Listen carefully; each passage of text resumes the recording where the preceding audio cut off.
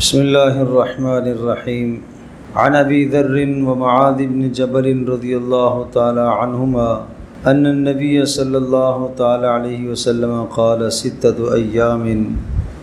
ثم اعقل یا ابا ذر ما يقال لك بعد فلما كان اليوم السابع قال اوصيك بتقوى الله في سر امرك وعلانيته واذا اسأت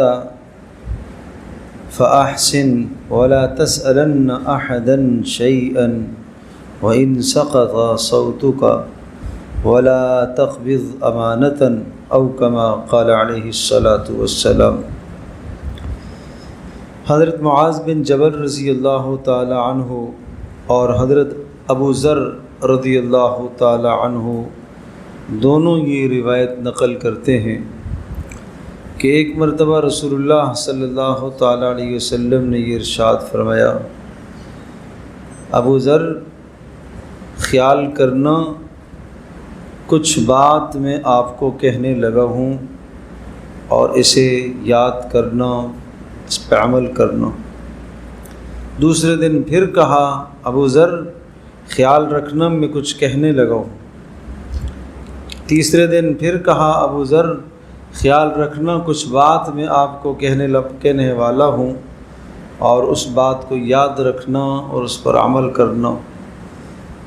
چوتھے دن، پانچویں دن، چھٹے دن، 6 دن مسلسل یہ بات کہتے رہے کہ ابو ذر یاد رکھنا کچھ بات، کچھ نصیحت مجھے آپ سے کہنی ہے۔ اور جب 7واں دن آیا تو پھر رسول اللہ صلی اللہ تعالیٰ علیہ وسلم نے جو باتیں ذکر فرمائی ہیں وہ 4 باتیں۔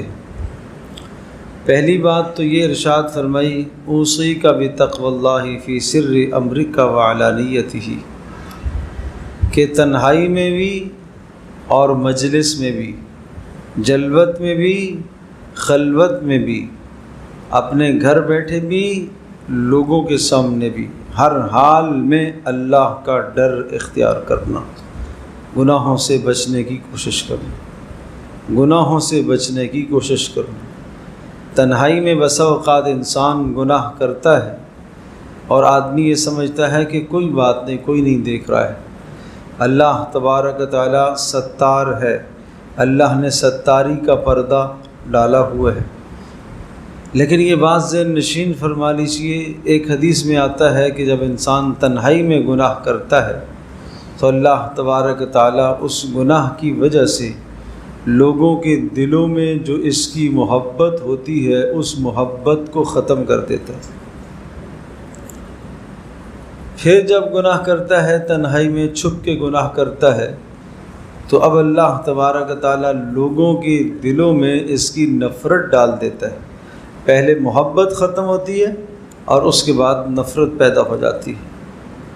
یہ سخت سزا ملتی ہے گناہ کی اس دنیا میں،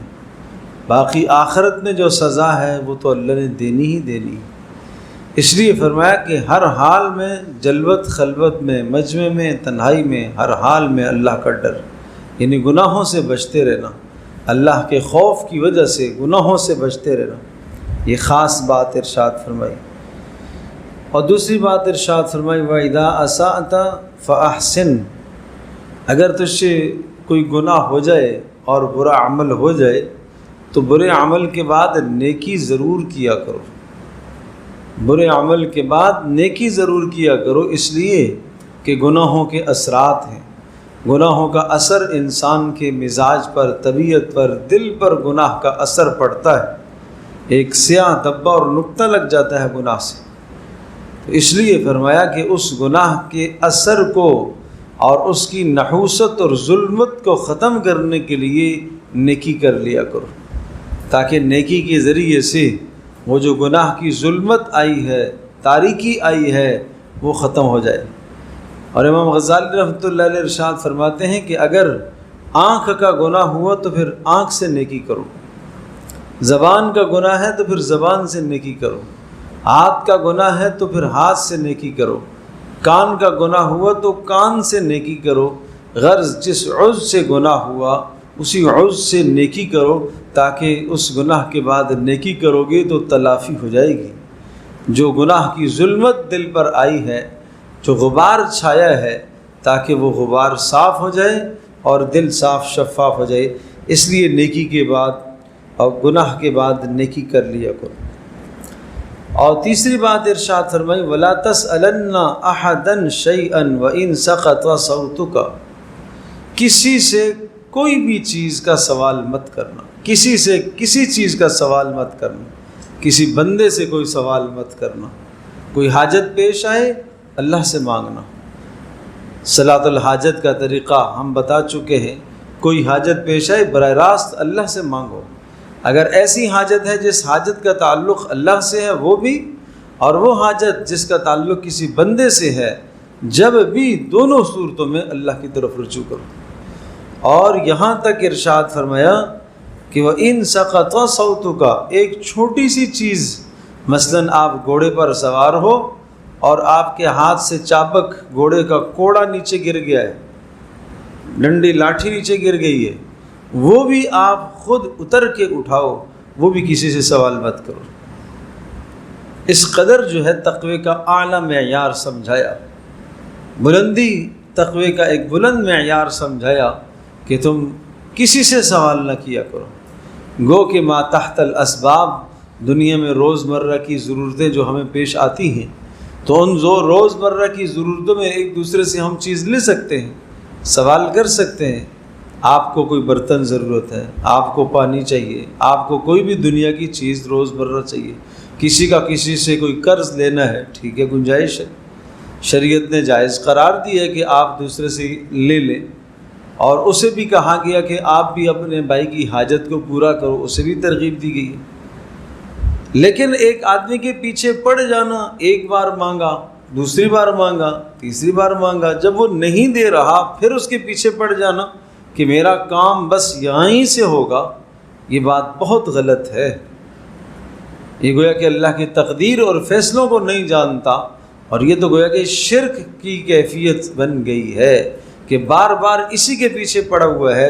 جو اللہ سے چمٹنا چاہیے وہ ایک بندے سے چمٹ رہا ہے، یہ تو شرک ہے۔ تو اس لیے ارشاد فرمایا کہ سوال اللہ ہی سے کرنا، کسی بندے سے سوال مت کرنا۔ اور چوتھی بات سے ارشاد فرمائی وَلَا تَقْبِضْ أَمَانَةً، کسی کی امانت کو ہڑپ مت کرنا۔ کسی نے آپ کے پاس کوئی امانت رکھی ہے تو اس امانت کو، اس کی حفاظت کرو اور اس کو اس کے مالک تک پہنچاؤ، اور نہیں پہنچا سکتے ہو تو مت ذمہ لو اس امانت کا۔ یہ بار گراں، یہ عظیم بوجھ، یہ آپ کو قیامت کے دن ادا کرنا پڑے گا۔ تو یہ چار باتیں رسول اللہ صلی اللہ علیہ وسلم نے فرمائی، لیکن انداز دیکھیے کہ 6 دن مسلسل کہتے رہے میں آپ کو ایک نصیحت کروں گا، میں آپ کو ایک بات کہنے والا ہوں، اس پر عمل کرنا، اس پر عمل کرنا۔ تو یہ 6 دن کہنے کے بعد یہ نصیحت کی اہمیت کی طرف اشارہ ہے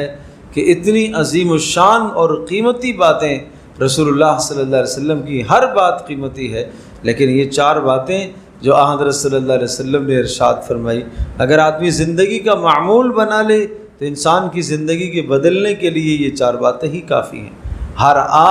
حال میں، ہر آن ہر گھڑی اللہ کا ڈر اختیار کرنا، گناہوں سے اپنے آپ کو بچاتے رہنا، اور نمبر 2 اگر گناہ ہو جائے تو اس کے بعد نیکی کر لینا، اور نمبر 3 کسی سے سوال مت کرنا، اور نمبر 4 کسی کی امانت کو ضائع اور ہڑپ مت کرنا۔